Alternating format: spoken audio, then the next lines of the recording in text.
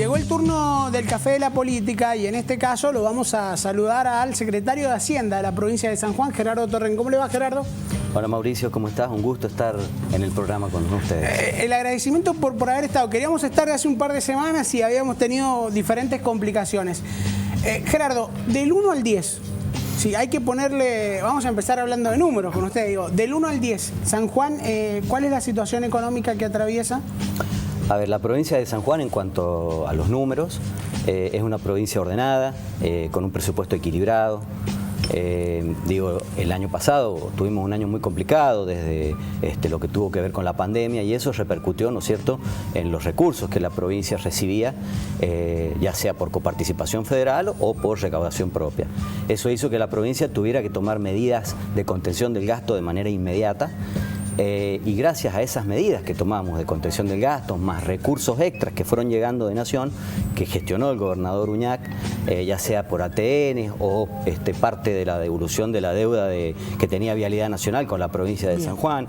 Todo eso ayudó. Todo eso ayudó y después, los 3 últimos meses del año, hubo un pequeño repunte en lo que es recaudación que superó levemente lo que habíamos presupuestado para esos 3 meses, octubre, noviembre y diciembre. Y con eso logramos cerrar el ejercicio año 2020 de manera equilibrada con un presupuesto superavitario, es decir, y sin endeudarnos. Y sin tocar los fondos del Fondo de Reserva Anticíclico. ¿Y del 1 al 10 entonces? Entonces, ¿cuánto? por eso, a eso que hago referencia. Hoy estamos situados con un panorama limpio, previsible, sin endeudamiento. Seguimos con las medidas de contención del gasto. Así que yo digo que del 1 al 10, obviamente tenemos que seguir manejando el gasto de manera prudente, con un presupuesto en donde se han reforzado las áreas de salud, seguridad y asistencia social, se ha reforzado lo que tiene que ver con la obra pública en la provincia. Yo del 1 al 10 le daría a los números de la provincia un 9. Un 9. A mí siempre me ha quedado esta duda, cuando hablan de contención del gasto, ¿no? Sí. Hicimos contención del gasto, cerramos el año de manera equilibrada. ¿Se gastaba mal antes? No, no es que se gastaba mal, pero sí, teniendo en cuenta que había una situación de emergencia por la pandemia, habían gastos que en estos momentos no eran imprescindibles y podían esperar. Eso fue lo que hicimos, sobre todo gastos corrientes, no lo que tiene que ver con bienes de capital, que si bien, salvo lo que es obra pública, que se mantuvo, en un momento se ralentizó y después recobró su ritmo, pero también se suspendieron la compra de bienes de uso, por ejemplo, salvo autorización expresa, demostrando la necesidad de cada caso. Pero sobre todo hicimos mucho hincapié en medidas de contención del gasto corriente. Que eso, bueno, habían áreas. ¿Por ejemplo? Por ejemplo, son los bienes de consumo que paga el Estado. No hubo ágapes, por ejemplo.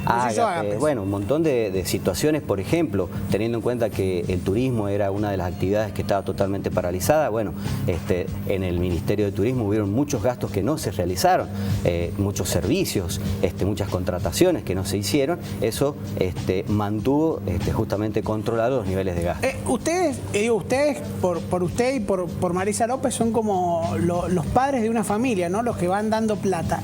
En eso de contención de gasto, a la hora de decir, bueno, vamos a gastar menos, ¿hubo algún ministro que se enojó y porque no tenía con algún recurso? No me diga el nombre, o si quieren me lo dice, pero ¿hubo algún ministro que levantó el teléfono para decir, ¿me están cortando algo? No, a ver, en el gobierno de la provincia se trabaja en equipo y todos los ministros eran conscientes de la situación que vivíamos, de la emergencia que se estaba viviendo. Fueron muy responsables justamente en acatar estas medidas porque venían también por parte de una decisión política del gobernador de la provincia. No era porque se nos hubiese ocurrido al equipo de Hacienda solamente. En definitiva, hubo mucho acompañamiento de las distintas áreas. Obviamente todos los ministros quieren hacer y ejecutar la mayor cantidad de cosas posibles, ¿no es cierto?, que tienen pendientes en su ministerio. Pero hubo un acompañamiento y una responsabilidad muy fuerte de cada uno de ellos y eso ayudó mucho justamente a la hora de cerrar el año con un presupuesto equilibrado. Yo no me quiero ir de lo que pasó el año pasado y de lo que se generó con el tema pandemia, por ejemplo, entre otras cosas, el Acuerdo San Juan. Sí. ¿Sí? El Acuerdo San Juan que en materia económica tuvo varias cosas. A 3 o 4 meses de haber presentado las conclusiones, ¿han logrado cumplir con todo lo que prometieron en ese Acuerdo San Juan? A ver, se está cumpliendo, digo, es progresivo el avance, justamente teniendo en cuenta que de ese acuerdo salieron una serie de propuestas que se están traduciendo en acciones de corto y de mediano plazo. ¿Cuáles faltan? A ver, digo, no sé cuáles todavía faltan. Digo, lo que tiene que ver a lo económico, ya la mayoría está en ejercicio, digo, está en curso. Lo que tiene que ver con el compre local, ya se está por firmar el decreto de reglamentación. La ley salió en su momento el año pasado y ya estamos en estos días a punto de firmar la reglamentación para que se aplique. Después las medidas de reducción de la presión impositiva que tenían que ver con la boleta de la luz, por ejemplo, la boleta de energía, eso ya está en curso, digo, se redujo del 2 al 1% la carga de ingresos brutos en la boleta de la luz, se sacó lo que tenía que ver, se eximió al lote hogar, se sacaron, por ejemplo, se redujo parcialmente, digo, y progresivamente lo que es la línea de 500, el fondo PIEDE, se logró unificar de manera coordinada con los municipios y el EPRE, justamente los gastos de contribución y alumbrado público. Y otra serie de medidas que tienen que ver con impuestos a los sellos, después lo que tiene que ver con conectividad, estamos muy avanzados con el tema de la licitación justamente de San Juan Conectada, que es con un anillo en donde se va a unir a los departamentos más alejados para dotarlos de conectividad. Se gestionó, ya está en práctica lo que es la ley, la nueva ley de regalías mineras, digo, que tiene que ver con que el aporte que va hacia el municipio pueda ser nada más que utilizado para proyectos que tengan que ver con la promoción del empleo, creación de vivienda y no gasto corriente. Ha hecho mención a una cuestión del Acuerdo San Juan, que es la reducción de algunos impuestos de la boleta de la luz. Pero también, quizás esto no dependa necesariamente de la provincia, pero se lo habían pedido, digamos, que tuvieran alguna contemplación, el aumento de las patentes, que han habido aumentos que hasta el 150%, bueno, tiene que ver con una cuestión del precio de los vehículos, ¿no? Y hay algunos industriales que me decían a mí en el último tiempo, bueno, nos bajaron la boleta de la luz, pero nos suben las patentes. A nosotros es lo mismo. No, yo creo que no es lo mismo. Digo, a ver, nosotros, la provincia de San Juan, en cuanto a lo que tiene que ver con las alícuotas que aplica al impuesto automotor, no se han modificado. Sigue estando en el 2,75 para autos, camionetas y otro tipo de vehículos y en el 1,10 para buses, camiones y autobuses. Es decir, que son medios que vienen a ser una herramienta de trabajo, por eso están con una alícuota más baja. Lo que sí, la provincia de San Juan, como todas las provincias del país, adhirieron al Consenso Fiscal 2020. El Consenso Fiscal 2020 es un pacto fiscal que tiene justamente una supremacía en cuanto a las leyes provinciales. En ese pacto fiscal o en ese consenso, la provincia está obligada, todas las provincias en sí están obligadas a aplicar en los avalúos de los vehículos el valor que establece ACARA, que es justamente la Asociación de Concesionarios de la República Argentina. ¿Quiere decir que no va a haber retroceso en el tema patentes? No, yo creo que no, eso ya está, es más, ya venció el pago anual, el pago de la primera cuota y el pago del primer semestre, el día 15 de este mes, y bueno, no va a haber ningún retroceso en ese sentido. Yo lo quiero llevar ahora al ámbito político. ¿Le gustaría ser candidato a intendente? Falta mucho, pero en Posito. A ver. Se habla mucho de usted, por eso le pregunto. Hoy por hoy estoy abocado a mi gestión como secretario de Hacienda, eso desde ya. Estoy muy contento y muy feliz con lo que hago, es una tarea que me apasiona y que agradezco al gobernador por considerarme, ¿no es cierto?, para este lugar. Y desde lo político, digo, uno por ahí siempre tiene algunas aspiraciones, pero bueno, eso dependen siempre de un conductor. Yo estoy dentro de un proyecto que es el proyecto que conduce el gobernador Uñac, soy justicialista, que es la columna vertebral del Frente Todos, y dentro de ese proyecto voy a estar en los lugares que el gobernador me convoque y en el momento que el gobernador me convoque. Lo llama el gobernador y le dice: Gerardo, ¿te gustaría ser candidato a intendente? Es muy pronto para hablar de eso. Obvio, pero... Es muy pronto. Digo, ¿le contestaría sí si le llama hoy? No, digo, eso habrá que analizarlo si en algún momento se puede dar, todo va a depender de él, de la necesidad que él tenga en ese momento, de lo que midan los distintos compañeros. Digo, hay muchos compañeros y compañeras que están en condiciones de ser intendentes o de ocupar cualquier otro lugar en alguna lista de candidatos. Hay gente muy capaz desde la gestión y desde lo político. Analizaremos en su momento, se verá. Pero bueno, hoy soy secretario de Hacienda, obviamente, y te repito, soy un engranaje más de este frente que conduce el gobernador Uñac, y donde él considere que yo deba estar, ahí voy a estar. Yo voy a tomar palabras de lo que usted ha dicho. Hoy soy secretario de Hacienda, en diciembre puede ser ministro. Yo le pregunto porque se habla que Marisa López va a ser candidata a diputada, y si se da lo que se da siempre o en los últimos años es el Frente Todos mete 2 candidatos, 2 diputados nacionales, y la oposición mete 1. En ese sentido, le queda el sillón libre. No, esas son decisiones que no me competen a mí expresarme al respecto. Es una decisión que tomará el gobernador, que él dirá en un contexto así como el que vos planteás, qué es lo que puede llegar a pasar y dónde puede llegar a aportar uno, porque también depende justamente de lo que él considere que uno puede aportar y de qué lugar puede aportar. Así que bueno, es una decisión que la tomará él y en el momento que corresponde. Y el otro día el gobernador hizo una reunión con los presidentes de juntas y pidió que hay que salir a revalidar la gestión del intendente, y él como gobernador se va a poner, digamos, hoy lo publicó Diario de Cuyo, como la campaña al hombro. ¿Creen que les puede ir mal? ¿O creen que la gente está enojada y por eso hay que salir con todo a revalidar el proyecto? Yo creo que no. Yo lo que sí, bueno, es verdad, el viernes mantuvimos una reunión por Zoom con todas las juntas departamentales. Yo estuve en la de Posito. Ahí, bueno, el gobernador manifestó la intención de empezar a poner en marcha la estructura partidaria. Hoy justamente salió en un diario que bueno, que él se va a poner la campaña al hombro. Obviamente los intendentes también lo deberán hacer. Nosotros como su equipo también deberemos poner nuestra gestión a consideración de la ciudadanía. Pero digo, esto es así porque bueno, ha sido un año muy difícil en cuanto a la pandemia. Digo, siempre es más difícil para el que gobierna que para el que está en la oposición. Es más fácil estar en la oposición en estos momentos porque bueno, es una situación bastante adversa la que se ha atravesado desde lo sanitario y desde lo económico.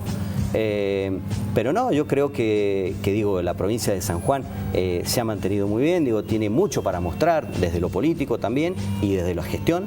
Y ha tenido muchos avances, sobre todo si vos la comparás con otras provincias del país.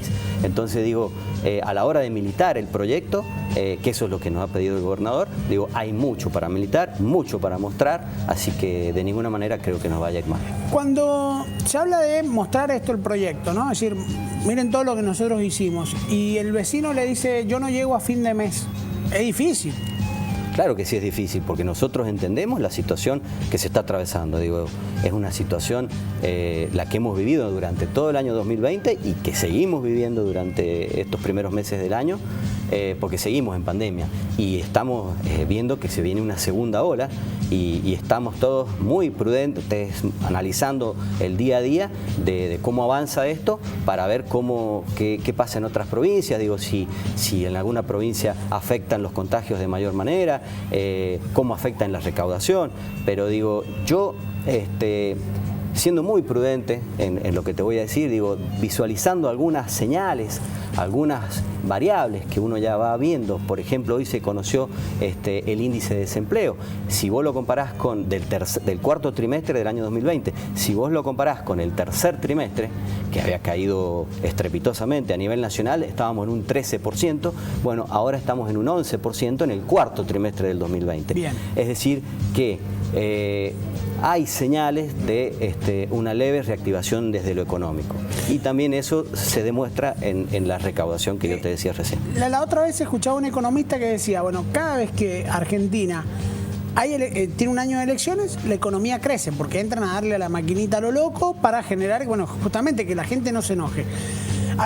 Dos cuestiones. ¿Cree que esto es así? La primera. Y la segunda es si con todo esto que está sucediendo, la reactivación que se está notando y demás, se va a cumplir con esa meta de inflación que han pactado en el 29, 30%.